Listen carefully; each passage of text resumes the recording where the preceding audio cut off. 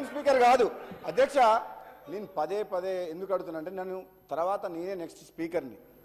కానీ నేను గతంలో చెప్పినా మళ్ళీ చెప్తున్నా, మళ్ళొకసారి మా గౌరవ ముఖ్యమంత్రి గారు, ఉప ముఖ్యమంత్రి గారు, మా నీటిపారుదల శాఖ మంత్రులు, మా సోదరులు వెంకటరెడ్డి గారు, పొన్నం ప్రభాకర్ ఏ విధంగా ప్రజలకు నిజాలని గత 10 ఏళ్లలో ఉమ్మడి ఆంధ్రప్రదేశ్లో తెలంగాణకు జరిగిన అన్యాయం కంటే ఎక్కువ ఈ 10 ఏళ్ల కాలంలో కేసీఆర్ ప్రభుత్వంలో టీఆర్ఎస్ ప్రభుత్వం ఏ విధంగా అన్యాయం చేస్తుందని కళ్ళకు కట్టినట్టు ప్రజెంటేషను మా ఉత్తమ్ కుమార్ రెడ్డి బ్రహ్మాండంగా ఇచ్చి ప్రజలకు పోయింది అధ్యక్ష. ఇప్పటికి కూడా వాళ్ళు చేసిన తప్పుల్ని ఒప్పుకొని మా కుటుంబ దాహం కోసం, అధికార దాహం కోసం, అవినీతి కోసం ఆ వైఎస్ జగన్ తోటి ఒప్పందం కుదుర్చుకొని ఈ ఎంపీ సీట్లు అయితోటి బీఆర్ఎస్ అనే పార్టీ పెట్టి ప్రధానమంత్రి కావాలి, నేను నా కొడుకుని ఇక్కడికి ముఖ్యమంత్రిని చేయాలని ఒక ఆలోచన, దుర్మార్గమైన ఆలోచనతోటి తెలంగాణ ప్రజలకు అన్యాయం చేసిన మాట వాస్తవం. ఈరోజు మా గౌరవ మంత్రివర్యులు మీకు క్లియర్గా చెప్పిండ్రు, మీకు దురాలోచన పుట్టింది, అధికారం పర్మనెంట్ మాదే, ఇంకెవరు రారు. మీరు ఏనాడైతే బీఆర్ఎస్ అని పార్టీ పెట్టి తెలంగాణ పదం తొలగించిండ్రో తెలంగాణ ప్రజలతో ఉన్న పేగుబంధం తెగిపోయింది, మీ పని కథం అయిపోయింది. ఎందుకు అధ్యక్ష ఏం మాటలది? నోటికొచ్చినట్టు అబద్ధాలు ఆడుతున్నారు. నల్లగొండ జిల్లా గురించి పోరు సభ చేస్తారని వస్తున్నాడు. నల్లగొండ జిల్లాకు పోరు సభని ఈరోజు సభ పెట్టిండ్రు. అయితే మా మాజీ మంత్రి జగదీశ్వర్ రెడ్డి గారు ఈరోజు సభకు వచ్చిండ్రు అధ్యక్ష.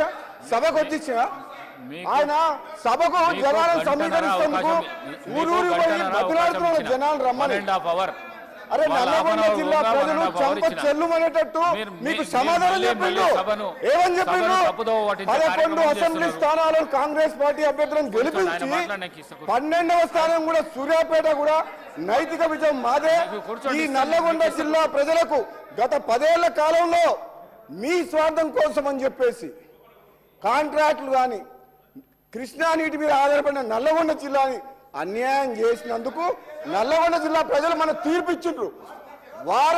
వారందరూ బాధతో సమయంలో కాంగ్రెస్ పార్టీ ప్రభుత్వం వచ్చిన తర్వాత ఈరోజు తెలంగాణకు అన్యాయం ఏ విధంగా చేసిందని చెప్పి అన్ని ప్రజలకు చెప్తుంటే జీర్ణించుకోలేక ఈ హరీష్ రావు గారు అధ్యక్ష ఇంకొక మాట చెప్తా హరీష్ రావు గారి గురించి మళ్ళీ చెప్తా. మొన్న సభలో కూడా చెప్పిన, మళ్ళీ చెప్తున్నా, ఈయనకు మేనమాసాలు వచ్చింది అంటే కేసీఆర్ గారికి జుట్లకెళ్ళి వెళ్ళిండు, అబద్ధాలు అడుట్లా జుట్లకెళ్ళి వెళ్ళిండు, మావని మించిన అల్లుడు, నిజాల్ని అబద్ధాలు చేస్తుట్లా ప్రతి మాట అబద్ధమే అధ్యక్ష. 10 ఏళ్ల పాటు ప్రాజెక్టుల పేరు మీద, రీడిజైన్ పేరు మీద కాంట్రాక్టులు వాళ్ళు ఇష్టం నుంచి వచ్చి 1,00,000 కోట్ల అప్పులు చేసిన చరిత్ర వాళ్ళది. ఈరోజు తెలంగాణ ప్రజలందరూ ఏమనుకున్నారు? వీళ్ళు ఏమన్నారు? వీళ్ళు కళలో సాకారం చేసినారు. ఏం సాకారం చేయలే, తాగుబోతుల తెలంగాణ చేసి బెల్ట్ షాపులు పెట్టి రాష్ట్రాన్ని అప్పుల పాలు చేసి 7 లక్షల కోట్లు అప్పులమయం చేసిండ్రు. ఏం మాట్లాడుతున్నారు మీరు? ఏం మాట్లాడుతున్నారు? తెలంగాణ ఇచ్చింది కాంగ్రెస్ పార్టీ, తెలంగాణ ఇచ్చింది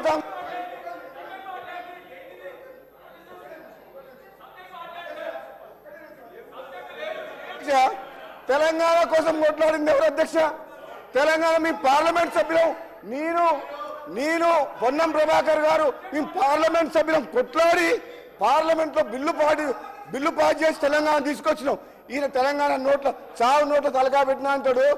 100 మంది 1000 మంది చనిపోయింది, కానీ కేసీఆర్ కుటుంబంలో ఎవరికైనా కాలికి దెబ్బనే రాకిందా, ఇట్లా గీత పడ్డదా? కానీ అమాయకులను పొట్టలు పెట్టుకున్న చరిత్ర వీళ్ళది, అమాయకులను పొట్టలు పెట్టుకున్న చరిత్ర వీళ్ళది. తెలంగాణ తెచ్చింది మేము, కాంగ్రెస్ పార్టీ ఎంపీలము, తెలంగాణ ఇచ్చింది